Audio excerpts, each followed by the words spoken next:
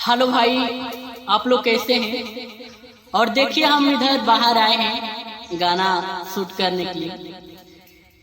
तो इस टाइम ठंडी बहुत चल रही है और ठंडी मौसम के ऊपर हम एक गाना गाते हुए हैं कि बहुत तक खूब शीतल लहरी। तो हम आप लोग के बीच ये गाना गाने के लिए जा रहे हैं। तो जो भी गलतियां होती है तो अपने छोटा भाई बालक समझकर हमको माफ कीजिएगा। कि बहुत खूब शीतल लहरी हो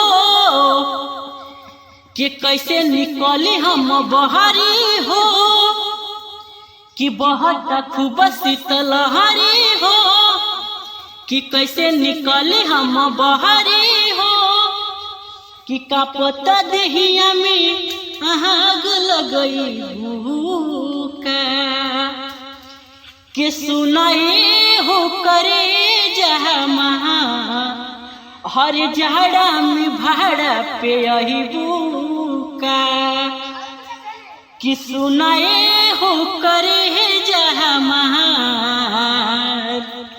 और झाड़ा में भाड़ा पे यही बुका। तो आप लोग को गाना कैसा लगा भाई, तो एक कमेंट कीजिएगा और शेयर कीजिएगा और हमारे वीडियो को भी आप लोग बहुत से बहुत शेयर कीजिए।